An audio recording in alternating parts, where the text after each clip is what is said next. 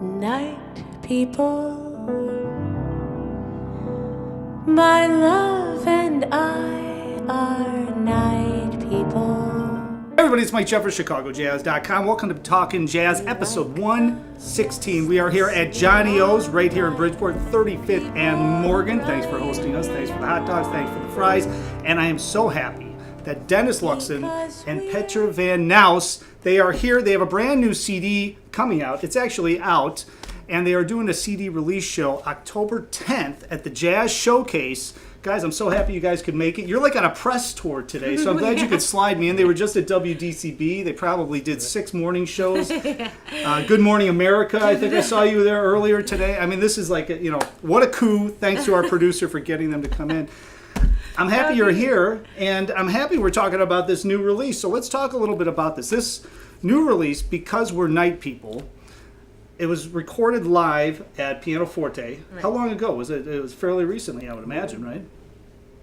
It seems so long ago now. When? March. Oh, is it? Oh, I guess it was so. Yeah. It was recent. All right, so it was recorded in March. Yeah. And it just came out. So let's talk a little bit about this. Now, you and Dennis have been performing together for quite a while, I think, as a duo. And I know sometimes you allow your husband to join you, Andy Brown, as a trio, and then bass players and things like that. But this is just a duo. Right. And it's got 13 tunes. I want to talk about the song selection, but first off, how hard is it to do a full show as just a duo? I mean, there's a lot go into the planning of the repertoire. There's a lot go into the planning of the grooves and things like that, because you want the whole thing to flow, but it's just the two of you. You're kind of exposed at that point. Well, I think it's different. So this was a show. Okay. And we play a lot of gigs together. Like we have a fairly steady duo at a restaurant. And there it's a little different. Yeah, right? sure. Yeah. I mean, it's not quite background music because there's certainly people who come to hear us, but it's not like a concert setting, which is different. And so I'd say for something like this, it is more concert. There's more thinking about having a theme or songs that go together, and some kind of logic behind things. And having it at Pianoforte was nice because the sound is really good. The piano is great. That's a really wonderful spot to hear a group, because it's a straight listening room. The piano's unbelievable, obviously, and the acoustics in there. But then they also are able to record it, right? I mean, they have everything there as far as this goes. So that was just like, but the thing I love about this, it's like one take, right? I mean, it's like, here you go. Oh, yeah, sure, exactly. Which is kind of scary. We did 2 nights just to be safe. Be on the safe side? But it ended up being that the first night was almost like a rehearsal. Oh, really? Yeah. Because we took everything from the second night. But we recorded 17 tunes each night, and we chose 13. So how did you guys decide on the tunes? Are these tunes that you guys have been playing over the years, or are these tunes that you're adding in? Because obviously I don't think some of these tunes, I don't know, maybe I'm wrong, but I mean, I can't imagine some of these tunes being played necessarily at a restaurant where people are listening. I mean, there's a lot of texture to some of these tunes, right? And as far as texture goes, having a really nice piano makes a big difference. Because I'm not even going to try to go for some of the same kind of things on a keyboard, which is the situation we're in at our steady gig. I mean, that's fine, but I mean, you can't really do subtle colors in the same way. Well, you're as a piano player, you probably, on an acoustic instrument, your ears probably open up completely differently, and your creative juices probably get going even more. And then being in a situation like Pianoforte, where it's just a dead, silent listening space, that's got to be like magic for a piano player, right? Yeah, I mean, it's very different, yes. Yeah. And so you can play colors and not just think, oh, I'm going to play these chords. You're really going for very different kind of sounds rather than just say, oh, playing the chord is enough. It's the color that's important. When you're backing Petra, how is the voice influencing what you're playing? I mean, you got the acoustic room and everything, but how is the voice influencing what you're playing? There's probably 2 ways that, one way is the lyrics. Depending on a specific word, it might influence what I'm going to say. And you'll notice that on certain cuts, like references to other songs because of a specific word. Like the opening for Street of Dreams is Midnight. Midnight. So the intro for that is a little snippet of Round Midnight, so that when she sings Midnight, you might be thinking, "Oh, it's going to be Round Midnight." Oh no, it's just Midnight kind of causes some kind of resonance if you know the references. But even more importantly, I think for a lot of these songs, it's playing the phrasing and playing Petra's breathing. Oh, okay. The chords that have to come at a certain place that have to do not with just rhythm, but really phrasing. But again, I mean, phrasing is tied up with breathing, and it's. I never thought of that. That's. I never thought of that either. Yeah, Thank you, I know, Dennis. Really, it's very important. Oh, why? I can see. Yeah, that makes a whole lot of sense. So then, when you're playing with different vocalists, that's ingrained. When you're listening, you're trying to. Obviously, if there's a trio or something, it's a little different. But if it's just solos, piano and vocal, you're really listening for that. And the every space vocalist is almost must. like that's interesting, right? It's the silence, it's the breath. Yes, exactly.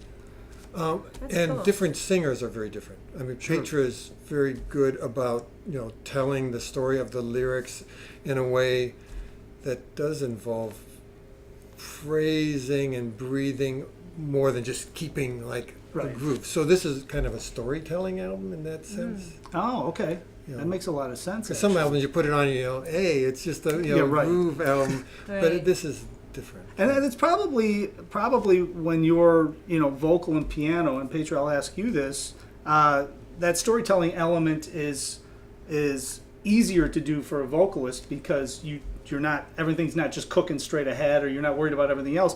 You're really able to get into the lyrics more, do you think? I agree. Wow. Yes, you should have been a singer. Man, you should hear me sing. I shouldn't be a singer. I agree with that, actually. I mean, I'm so lucky to be able to play in different configurations, and I really enjoy all of it, but I must say I think my favorite setting is duo because of that. Kind of what you're saying. It feels, well, number one, more intimate. It's like if you're having a conversation at a big party with a bunch of people, that's one thing, but if you're really just talking to one person, you can get into it more. Does that goes into the tune selection, I would imagine then, right? Because if you're talking about lyric and you're talking about all the phrasing and the texture, and then obviously going from one tune into another, especially when you're thinking about a concert setting and then and now a CD. I mean, are these all tunes that you have been playing for a long time, or Not all are there some of them. new ones? Most of them, but then well, Dennis, we were at a gig and Dennis said, "What would you think about making a CD?" And for me, it was a great honor because just for someone like Dennis to be interested in making a CD with me, wow. So I was very immediately. He said, "Well," and you said something about having a theme, which I don't really think. I guess my other albums don't really have a theme. You said, "Yeah, you want to have a theme or something," and then immediately, because I guess in my mind, as a singer, well, a lot of places ask for themes. So I'm always thinking of themes. Right, and like I have let's so do many the Ella songbook or whatever, like, yeah. Here, let's do a spring show or whatever. So I had this idea, I guess, for a while about some night songs, and then it was kind of, whenever you do come up with a theme, then you think of, ooh, here are some songs I've always wanted to learn but never had that kick to. So one was actually the title song, which is Night People. I had heard June Christie version of that, and I had always liked it, and then Judy Roberts had mentioned it to me a few years ago and had actually given me a sheet music on it, and I never learned it, but I'd always kind of be like, I want to learn this. Yeah. So that was kind of the impetus. Is it a tough tune? I mean, I'd never heard that song. I'd never heard that song. It's kind of tough, but it's also just, it's a different song, but to me it was very logical. I don't know why, it hit me. It sounds a little haunting on the recording. I mean, it's like one of those tunes that's like, whoa. I mean, it's like a deep tune, It is. A lot of these tunes are kind of like that, which is kind of why, maybe not even completely consciously, but it does kind of, like you said, to me, this is the first album that I have made that's kind of like a one long story in a way. And someone even said that, like, is it the beginning of the night to the end of the night or something? I mean, it's not like that, but it's something kind of, something like that, where there are some stories in there, and stories kind of that we can relate to, because Night People's kind of a hipster kind of thing about, being in smoky bars and, et cetera, things that we know. And there's another song on there called The Piano Player 1,001 Saloons, which that's not a I've never heard jazz that too. I never heard that song. too. But yeah, that's a great title. I mean, it's just about playing nightly in different bars. You know, we're basically a vehicle for the drinks in some ways. You know what I mean? Oh, Or that's how absolutely. it was initially probably conceived. You know, Sure. Things have tapered out a little bit since everybody, like, you know, the old clubs aren't around that used to start at 10 o'clock at night and go until. Although you play the Green Mill gig, which starts at 1 o'clock in the morning, I think, or 12:30, right? Well, our gig starts at 1:30. 1:30 to 3:30, basically. Ish. 3:45. Dennis is part of the, what is it called, the Green Mill Quartet. Right. And that's the late night set on Friday night, Saturday morning, whichever way you want to say it. And it's a jam session too, so if you can really play, it's a pro jam session, so if you can really play, it's great to go in and sit in, because you get to sit in with people like Dennis, who's been, you know, world-class players. Some guy named Eric Schneider, who's on saxophone, who was in here eating Polish sausages a couple of weeks ago, but he hasn't been back. And great band, but, you know, and talking about that, I mean, you got your chops probably coming up doing jam sessions and learning tunes and all that stuff. Did you originally come up in Chicago? Well, I grew up in the area. Okay.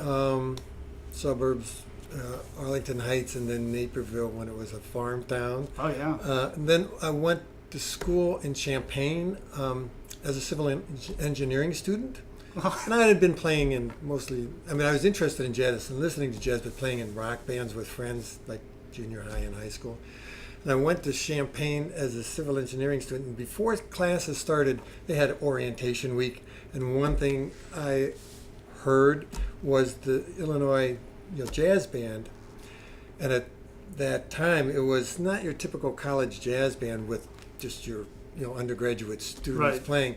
There were a number of ringers in that band. Ron DeWar, who was a fantastic saxophone player. Charlie Brown, Okay, sure. Charlie Brougham, who became Charlie Brown later, was playing. Rick Bendel, fantastic trumpet player, playing charts by a really great musician, Jim Knapp, who was living in Seattle, who's still there, I guess, but who had left Champaign the year before I got there. But that stamped the band with a really particular, kind of advanced, color and sensibility. Anyway, I heard that and it was like, civil engineering, that's gone. But I didn't become really a music student. I took as many music classes as I could. I just hung out. Yeah. I took there was a couple great piano players. Jim McNeely was there. I was going to ask if Jim McNeely was down there then. Student, a couple of years older than me. And then Ron Elliston, who was on the faculty there, was an excellent piano player who I took a class with, and he said, "Oh, stop listening to Oscar Peterson, listen to Bill Evans." Kind of changed my, and I like both, but it kind of changed the orientation of my listening and practicing for a number of years. Well, a lot of guys. You must have been down there with a lot of the guys that are up here now. So right? I got there the same year as Kelly Sill, Dan DiLorenzo, Ed Peterson. So there were some other people that say, "Oh, you know who else? Who never really made it up here, but was a great player, was John Burr, bass player, who from New York, who actually was a year younger than us, but got there the same year. So there's a lot of people, as well as these older players who were there. Well, Phil Gritteau was a couple years older than Campbell was us. probably around the scene a Campbell little. I don't think he a went little to bit school. later. Yeah. Okay. In fact, John might be a year younger. And he wasn't in Champaign. He was in Bloomington, yeah. but he was certainly around and close to a bunch of those. Yeah. Well, and Joel Spencer was younger, so he didn't get there for a year or two. And Eric had gone to North Texas, and he got Champaign a little after me. But there was a fantastic, and Marlene Rosenberg got there later. There was quite a thriving scene. Mike Coker was there, but again later. But for a decade, well, actually, there was quite a scene before we got there, and that continued. Yeah.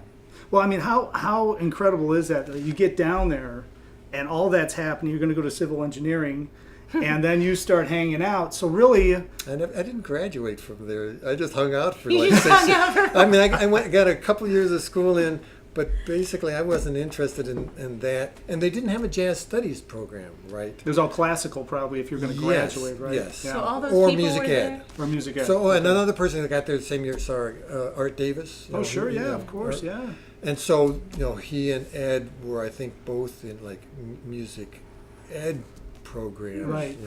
That's what Joel graduated from, Tool Spencer, with a music so ed. So the whole program and Chicago stuff. jazz scene basically is now was there, and there wasn't even a jazz department. Right. That's hilarious. No, but there was a jazz department in the sense that there was a jazz band. Yeah. Mm-hmm.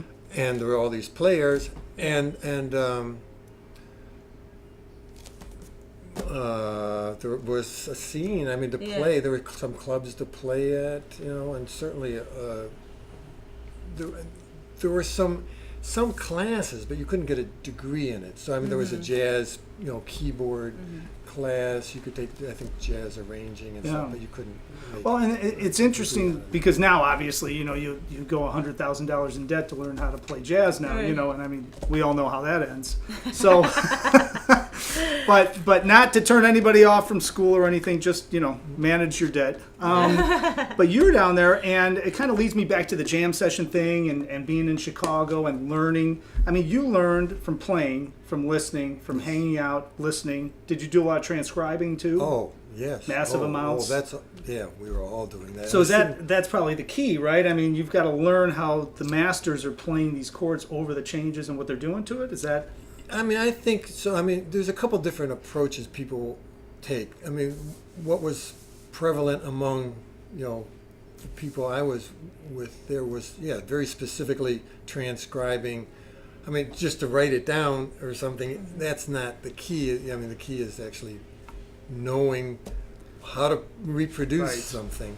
I mean, I've heard people who are not, like Benny Green, the piano player, he talks about listening quite intently and sort of, imitating things without being specifically nailing note for note. But we were interested in. I think that's one of the hardest things, and you do a lot of teaching too, I think, still. Because I know you used to. I don't know if you're still like private studios and stuff. I have some private students, but I retired from teaching at Columbia. Okay. But I mean, that's one of the hardest things, I think, as a student. And I think it's also how you learn, right? Because like with me playing drum set, I would transcribe stuff. I could play it down if I was looking at the music, but if I sat down and we started playing in a trio setting, I don't care if I looked at that music 1,000 million times, I couldn't put it into the music and have my own voice. That's that connection, right? So, I mean, that's the hardest thing, I think, as a musician, to have that happen. Is that what you see with either students or even yourself?